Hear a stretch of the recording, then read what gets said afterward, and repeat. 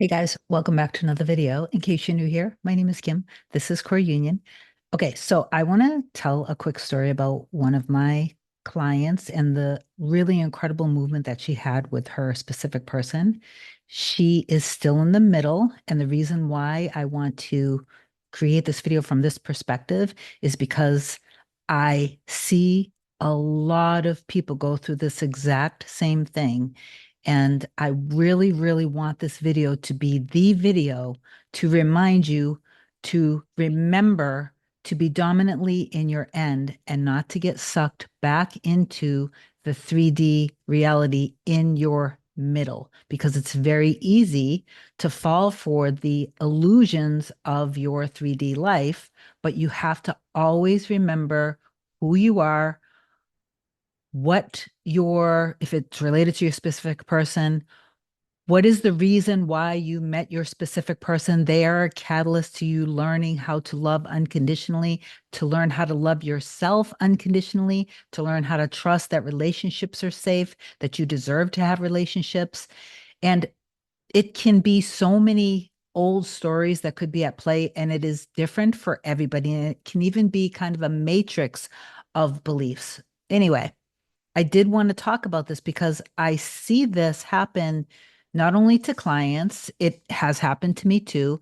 I see it also happening to people who are commenting under videos because it's normal for it to happen. But this is the part where you want to be very aware of yourself and aware of what manifestation is and aware of what the whole point of you doing the inner work is. Okay.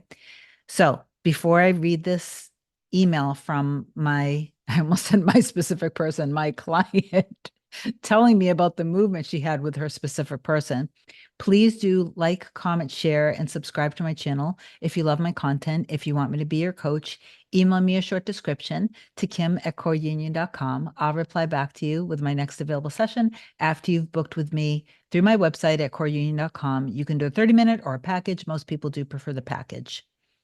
So we had our session. She's been on a couple packages. She's been on the one of 5 30-minute session packages. I think it was 2 weeks ago or so, we had our last session. And during the session, she was explaining how it had been probably at that point, I think it had been a good month that it was crickets, radio silence, absolutely no movement whatsoever with her and her SP. And the last time that she did talk to him, she had been on a bit of a roller coaster of a lot of hot and cold, of him wanting to try to be in a relationship and then things happening and then them separating again, a lot of back and forth, a lot of ups and downs. And remember, and she realizes this, that when you are experiencing this, it's because it's the roller coaster. You're experiencing a roller coaster in your 3D. The roller coaster is reflecting the internal roller coaster that's happening within you. And oftentimes, what happens when our specific person comes back into our life, because they mean so much to us and because we love them so much, and if we have a history, and this is what's so funny, if we have a history of separations of one or both running away, each time they come back, that fear is always in the background that it's going to happen. That fear could even be reflected back to you through your SP. In other words, they might be not trusting in you or anything. No matter what, it really doesn't matter. What matters the most is that when you do start to hear back from your specific person, you want to maintain the new version of you and the new version of them and the new version of the relationship, which is not the middle.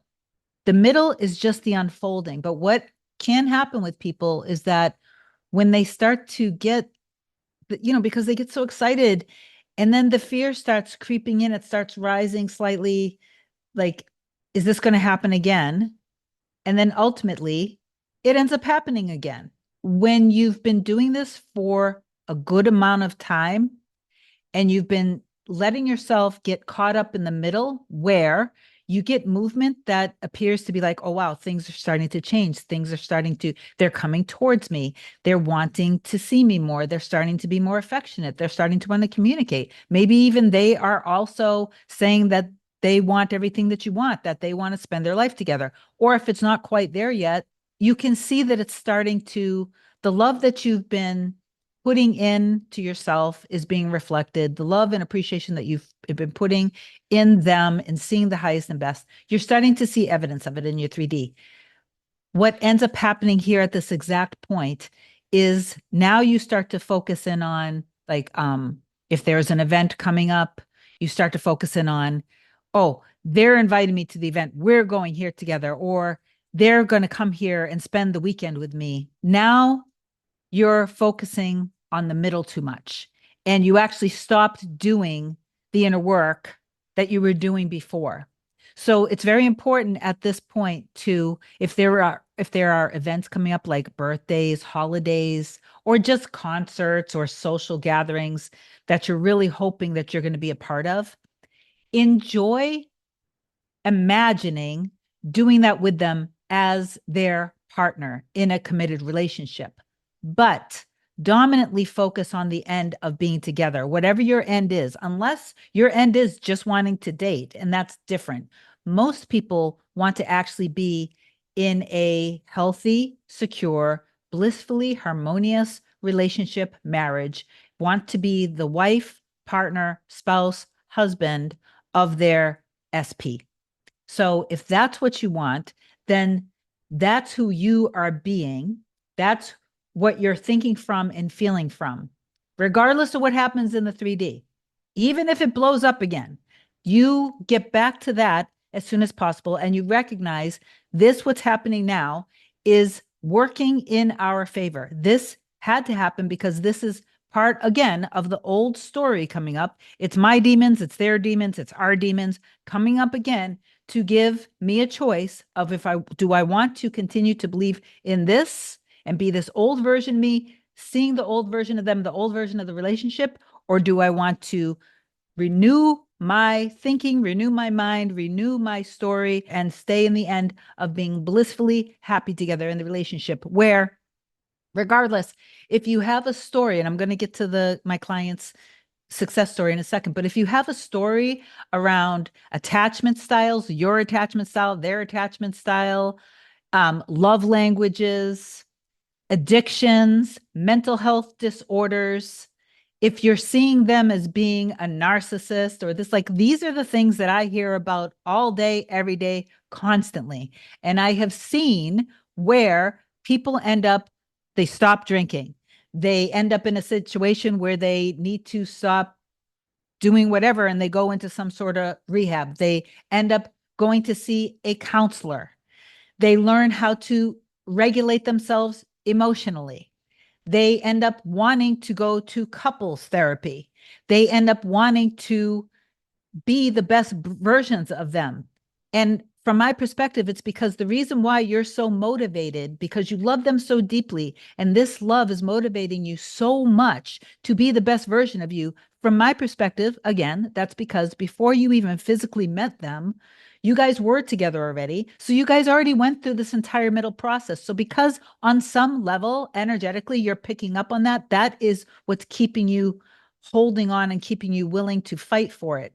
But what you need to do is make sure that you're not fighting for the middle, and also that you don't need to fight for something that's already yours. That's also true. But you know what I mean when I use language like that. Like, what if it's the whole point is like this came up, my SP had used these kinds of words with me before, was things like you're the one that would never give up on me. Even if it's your loyalty, even if I'm sinking in quicksand, what I love about you is your loyalty and that you love me so much. And that's it, right? That's it. It's what if it's that. It's that love, that your love for them is making them want to heal. Your love for them is making them learn how to trust. Your love for them is making them want to be the best versions of themselves. It's healing. It's magical. It's everything that they've ever wanted. But you have to remember that you don't want all of your energy to be just about your SP. For everything that I just said, if you want your specific person to be more trusting, to be more loving, to be more vulnerable and expressive, more did I say emotionally mature and able to regulate their emotions? Then you also have to affirm for I am emotionally mature. I'm able to regulate my emotions easily. I feel safe being vulnerable. I know that relationships are safe. I can trust my specific person. Right. So you don't want to just make it all about your specific person, because your specific person is essentially you in another body. And the experience is you learning how to trust again, learning how to feel safe again, coming back home to self. Okay, so anyway, let me read this email now. Now, before I read this, also, because there's a part in this that was reminding me of how some of you guys who are very new to manifesting, so I'm calling you out for a second here. When somebody actually flirts with their specific person, and then you say under the video, that's not manifestation, that's manipulation.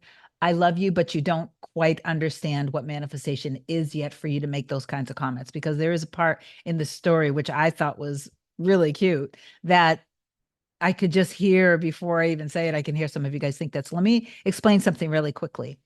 When somebody is manifesting their specific person back, if they have enough strength and confidence to reach out to their person, to text their person, to call their person, to flirt with their person, to tell their person how much they love them and adore them without any manipulation, in other words, without giving any conditions, that is manifesting. Okay. Manifestation, just because you don't have to take action, doesn't mean you cannot take action. It's what is the energy behind the action you're taking, and the really important part is to take the action with no conditions, trusting that your end still exists. So, in other words, if you want to reach out to your specific person and say something of how much you absolutely love them and speak for yourself without saying, and if you do this, then whatever, that's not manifestation. That's 3D manipulation. Or if you're doing something just to see if you can get a reaction, that's manipulation. But otherwise, if you're in your power and your strength and you feel confident and secure saying something, go ahead and say it. But these are the points where you cannot worry what comes back if nothing comes back, or if the opposite comes back. If the opposite comes back, you see it as these are my old assumptions coming up. It's the cut flowers. They're in bloom. It seems very much alive. They're going to wither away. It's okay. It doesn't matter. Trust that everything is working for us, us. Start thinking as us, as we, because you and your person are one. Energetically, you and your person are one. Okay, so let me just read this now. So after the last session, she had emailed me and she said, I've been deep diving into the question that you asked me yesterday. Is it that I'm not chosen and loved by my SP, or is it that I'm not chosen and loved by the person that I've decided to love? And what she realized from that was it's all about that her SP is the one that she's chosen to love, and that there's a story around that. And then she realized through some introspection that there is something there with her mother and her father. Okay. So all it is a moment to heal that, to remind her that she is chosen. She is always a number one priority. She's always loved. She's always respected, always adored. Okay. So now comes the email where it was just literally, let's see, give me a sec. It was about a week after, I believe, our session. So I get this email, movement, all caps, exclamation points. Oh my gosh, oh my gosh, oh my gosh. He just texted me today and we went out on a date. I'm still smiling from ear to ear. It ended without any plans for anything next, but I know that there's going to be next. The text started with, hey, my lovely friend, but that didn't phase her. We chatted and he said he thinks of me often and thought of inviting me to something that evening, an event that was happening that evening that he's performing at. And he sent a picture from the event that happened the previous night. And then she sent a picture back. And this is the part where if anybody says, oh, that's manipulation, you don't know what manifestation is. She knows that her specific person loves and desires her and loves her body. So she responded back with a picture of her from the river last weekend where she was wearing a bikini, a baseball cap, and her abs on full display. And she said that got his attention in full swing. She wasn't again, she knows he loves her. If I send a picture, a suggestive picture to my SP because I know he loves looking at my body because he loves me, that's not manipulation. That's because I know that he enjoys it. And I love being adored and enjoyed. I love the thought of him looking at my body and really loving me and cherishing me and adoring me. Okay. So anyway, and that would be even if we were in separation, if I did send something like that, which usually in separation, I would not do that. But anyway, so that got his attention. So our text got very playful, sexy, and verging on R rated. For a minute, I thought, wait, I don't want only to be thought of for sex.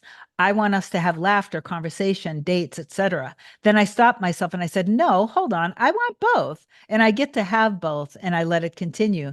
The dirty flirty died down, and then he asked what I was doing for the rest of the day, which previously would have led to an invitation to come over. I obviously want that, but I didn't want only that. Instead, he asked if I wanted to meet him downtown to go get lunch. So she said, perfect. There's no chance of our clothes falling off there. She said, when they saw each other, he gave me a giant hug and he was so excited to see me. He played music for me and we talked about different songs. And then we went to lunch. As soon as we got out of the truck, he just hugged me suddenly, happily, and said, you have such great energy. I miss that. During lunch, we talked so much. And of course, music came up again. He said he likes how we had the same taste in music, along with so many other things. There were a few things that he said that maybe made my heart twinge a little in fear, but I said, no, it is all good. I choose, I am chosen. He loves me. I am his, he's mine, and just keep holding on to his other words, his hugs, and our earlier texts. When he parted, he held me, kissed me, and it felt so right. Not like a goodbye at all. It felt like us, and I know he felt the same energy too. There was no discussion of seeing each other again, but I know it's happening. He has 3 nights of performances starting tomorrow near my house, and I intend that he's inviting me, and we are going forward, and nothing is stopping us this time. I choose that this is our new beginning. Oh, and how I said I wanted him to start singing more love songs than kind of cheating songs.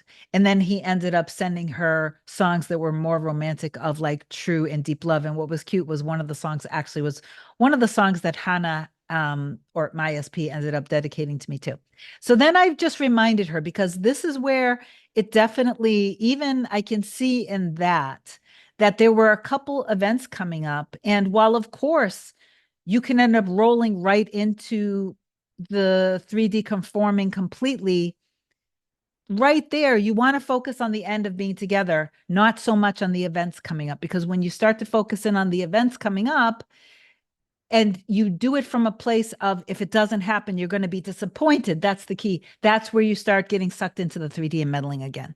So anyway, I just said, remember, that's amazing. Choose the full relationship and step into that power, stay in trust. So focus on the end and enjoy the unfolding of it. In other words, don't get caught up in the middle and trying to micromanage things. Okay. And so, of course, now it's really important that this is what happens to a lot of people. They either stop doing the inner work, where all of the energy and focus and attention before was on the relationship. And then this happens in the 3D. So now all of their focus, energy, and awareness is no longer on the end in the relationship. Now it's on, oh, he invited me to this tonight, or and then it becomes middling very easily. So I just wanted to remind you guys not to do that, to be careful, not to fall into that. It's very natural. It does happen. But please remember that you want to focus your energy. You want to invest your energy and attention and awareness on yourself being loved, being a priority, being respected, valued, appreciated. And a lot of the energy that you are putting in to your specific person, you want to be focused on the best version of yourself, the highest and best version of them, and such a happy, blissful, harmonious relationship. And if that's marriage, marriage, but stay there in your energy, not here in the middle, because this is the slippery slope that happens with a lot of people. And one other thing I wanted to bring up, because somebody had asked this question, they had a situation and they're wondering like, should I reach out to my SP if they told me never to contact them again. If your person threatened you in any way, like if you like, do not ever contact me again. If you do, I will do this and that. Do not reach out to them, because allow instead allow yourself to focus on the end and enjoy being in the end and not worry about what's happening in the 3D. Doesn't matter. If you end up reaching out because there was some sort of a threat, it's very easy for you to, adhere right back into your old story. And you might also, it's just important to respect the 3D boundaries that have been set forth, period. And then just you're focusing on the end of being blissfully happy together. You're not focusing on apologies because what they said was very harsh and it, really was unnecessary and uncalled for. If you focus on the apology, you might get the apology, but that might be it. Okay. So also a quick note on robotic affirming. Yes, it works for so many people. No doubt about it. What I feel about it, I've talked about it before. I feel like when you've done the inner work persistently, your mind is automatically going to be naturally robotically affirming for you because you've changed the auto voice. You've changed the whole story that's playing in your head. That being said, a lot of people, when it comes to wanting to be back together with their SP, they might just be robotically affirming things that aren't necessarily correcting the situation. Example, if you are robotically affirming, he texts me all the time. He texts me all the time. He's always texting me. He's always texting me. He's always texting me. And that's where your energy is. He might start texting you, but what's the quality of the messages? What are the messages? What's the communication like? What's the relationship? Because he could be texting you all the day, all day and just as friends. And that's it, because you didn't actually robotically affirm for a healthy, stable, harmonious, loving relationship. So if you're going to do robotic affirming, if that resonates with you, fine. It does work for a lot of people, but make sure that you are also recognizing that while you're robotically affirming, you want to be doing it not as somebody who's trying to manifest by robotically affirming. You still want to be focused on the end, living from, thinking from, feeling from the end, which is a blissful, happy relationship, not just a text. Okay, I love you so much. Please do affirm down below that you are in complete trust and surrender of your end with you and your specific person. And if you need me, reach out. I love you so much. I'll talk to you soon. Bye.